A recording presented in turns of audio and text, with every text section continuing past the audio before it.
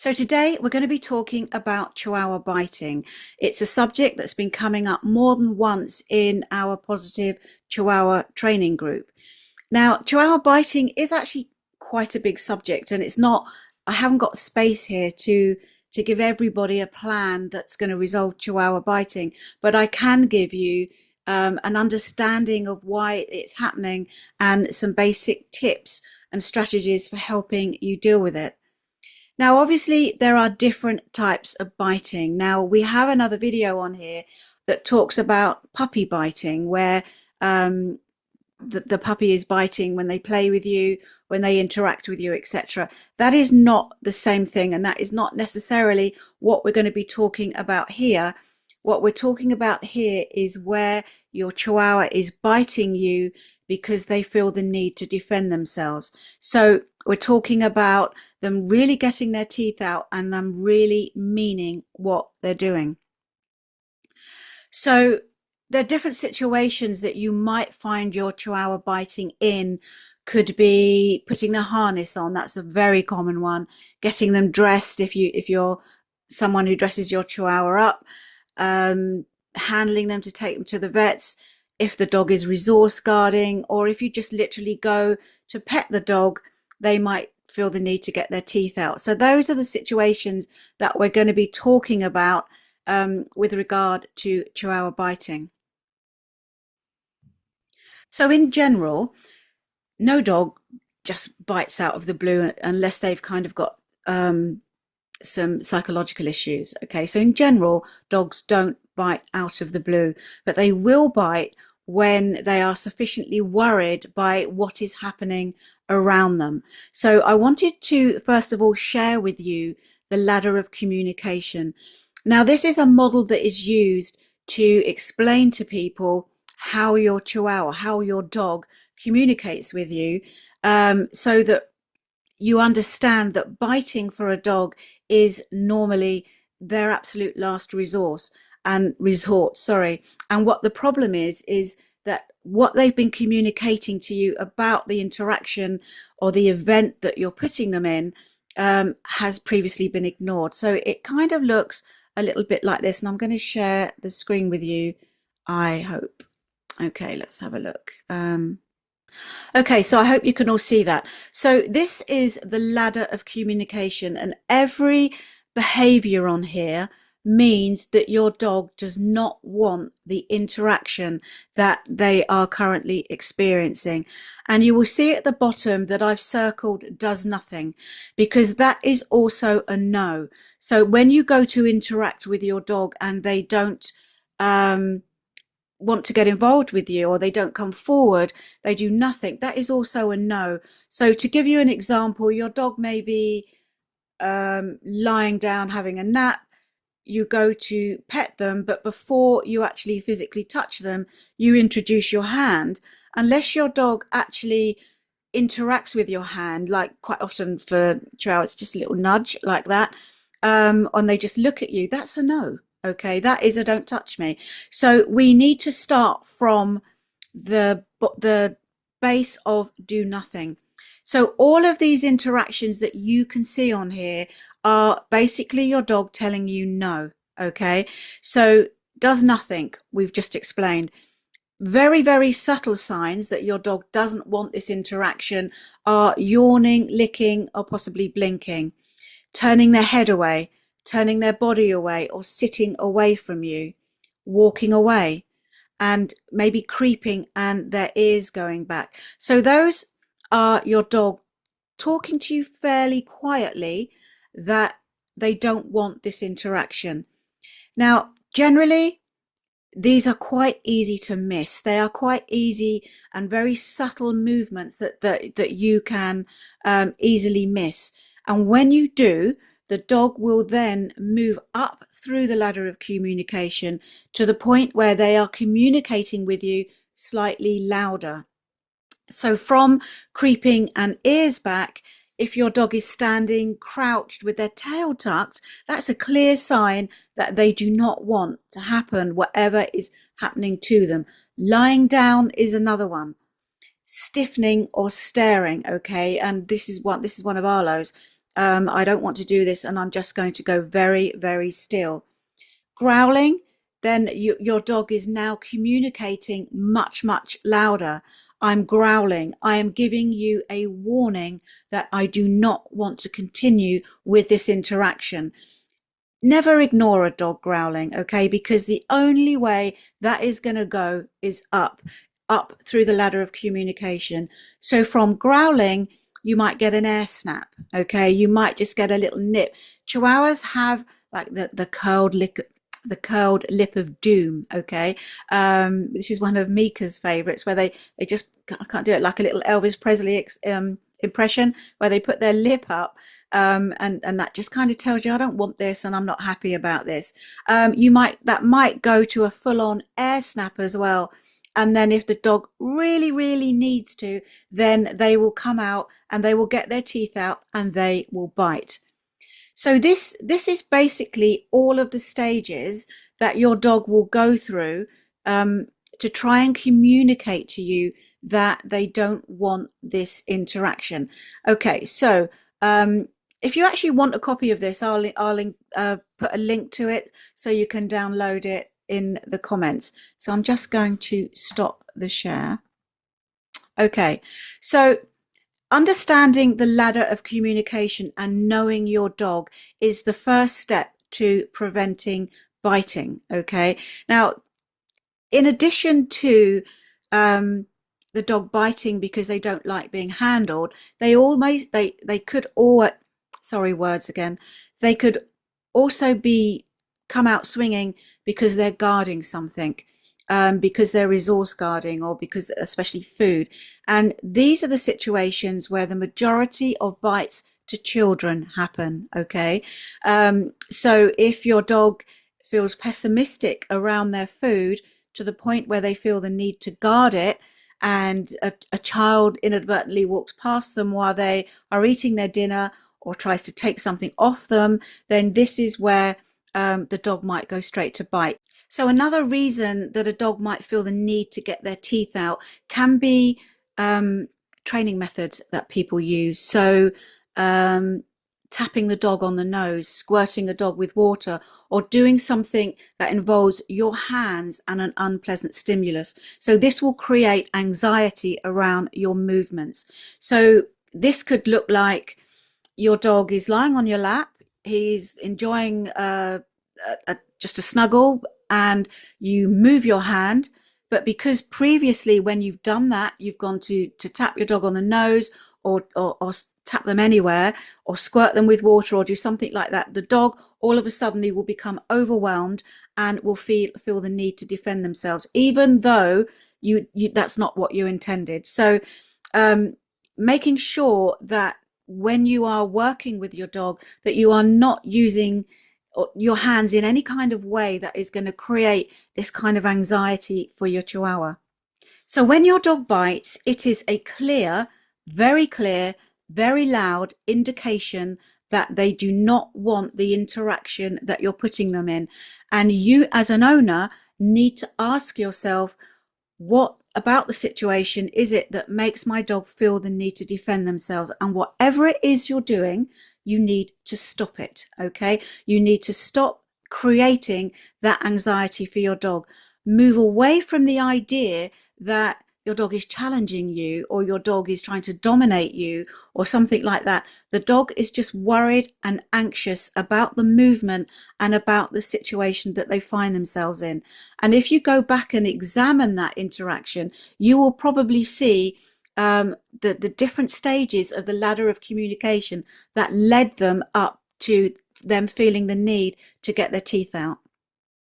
So why your dog bites is quite a big subject, but what I'm going to do today is just give you some basic tips to help you understand and help you with some strategies, so you can kind of, first of all, stop it starting in the first place.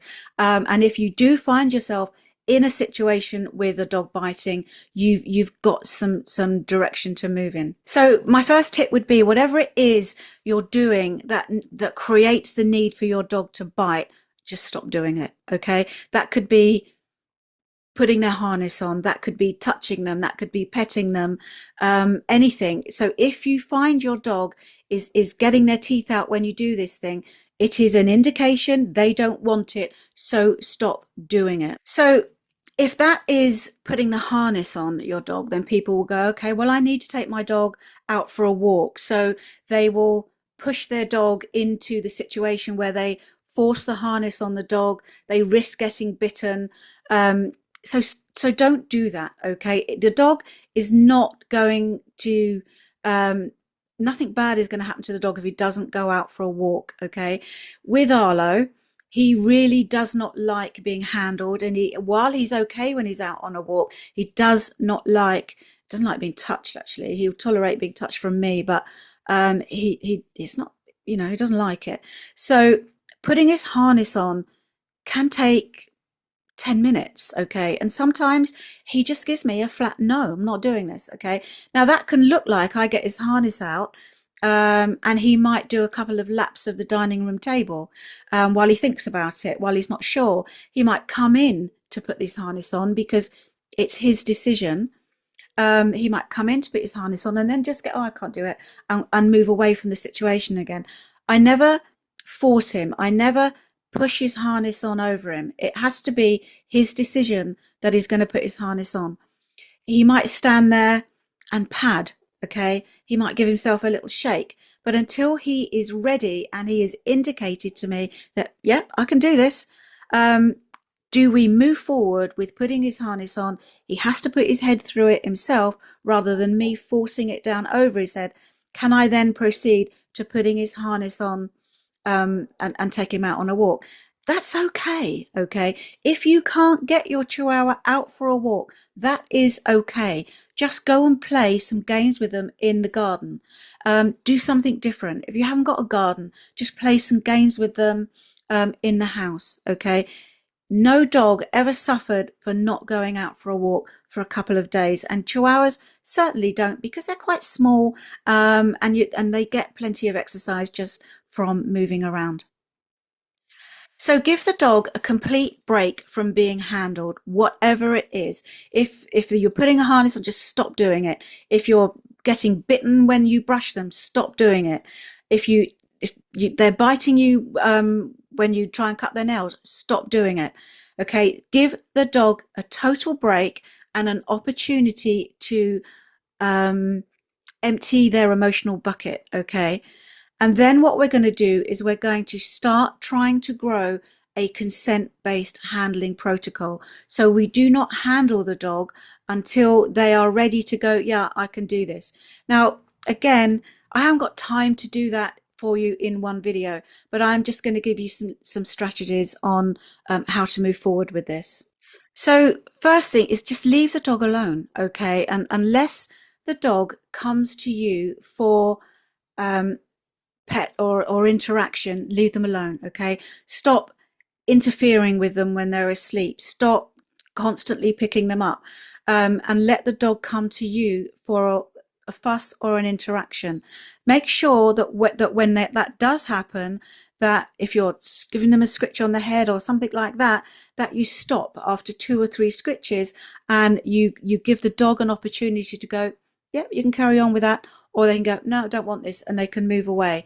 Because the dog might initially come to you for an interaction, and then get overwhelmed, or it's just too much, and then they flip and they get their teeth out.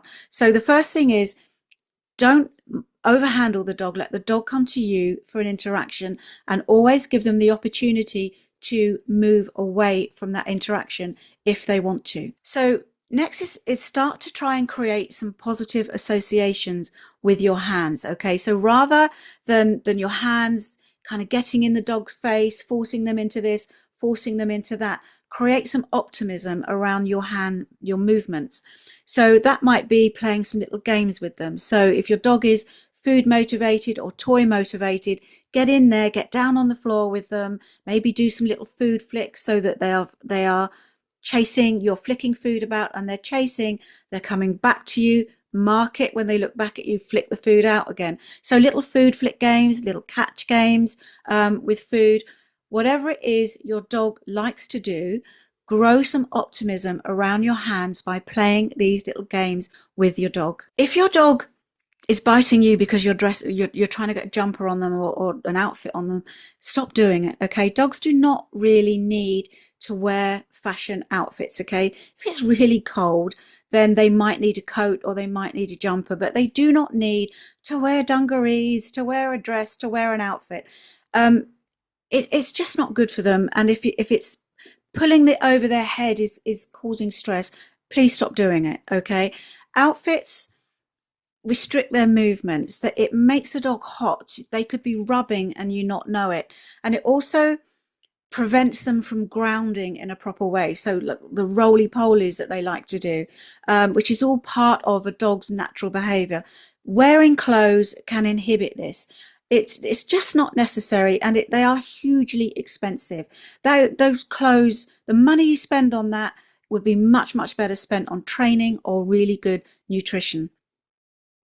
With your harness, stop trying to put their harness on, play some games with them instead of taking them out, and spend some time harness shaping, building some positive associations around the harness. Okay, again, that's a fairly large subject that we can't cover here, but we can help you with that in our online program, Chihuahua School. So spend some time building some positive associations around the harness, and that is not luring them. Okay, so many people will tell you hold the harness and lure your dog into it. That is not what we're trying to do, because that is not the dog doing it or consenting to put in their harness on. That is the dog wanting the food more than it doesn't want the harness on, and this can create a conflict of emotion.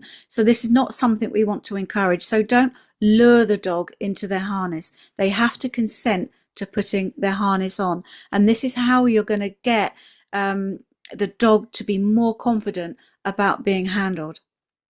So it goes without saying that never punish your dog, okay, in any kind of way whatsoever. Never tap your dog's nose. Okay, their noses are hugely sensitive. That is really distressing for a dog. Never tap your dog's nose. It is not a way to train them. It does not give your dog any information, and all it does is make them anxious about your hand movements. Okay, and that is the same with squirting your dog. Okay, some people are really proud of the fact all I need to do is pick up the squirter and my dog stops doing XYZ. Okay, that may be the case, but what you are doing is creating anxiety that when your hand moves, that your dog is anticipating an unpleasant stimulus. Don't do that. Okay, so when we want to train a behavior, we train for the situation and not in it. And tapping your dog's nose, squirting them with water, shaking cans of coins or whatever is very definitely working in the situation. So what we want to do is build confidence. Okay, we want your dog to understand that your hands are not a threat. And quite often, all of this handling, getting your hands in their face is what is creating this anxiety. So just back off, okay, and give your dog more say in what goes. What's autonomy? That's the word I'm looking for. More autonomy about their life, about being picked up, about being handled, and then grow the confidence so you can introduce these treatments, teeth cleaning, nail cutting, etc. When the dog is able and has the skills to be able to consent to that. So like I said, biting is a huge, huge subject, and these are just a few strategies and tips to help you, one, not grow it in the first place, and also if you have a dog that's biting, understand where it's coming from and what to look for. If you have a real problem with Chihuahua biting, then you can join us in Chihuahua School. You can book a one-to-one consultation, and we will help you by creating a transformation plan for your dog, where we will take you through the steps to help you resolve your dog's behavior. Got any problems or any questions, please put them in the comments below and I will get back to you. And if you found this video helpful, please like and subscribe to our channel. Bye bye for now.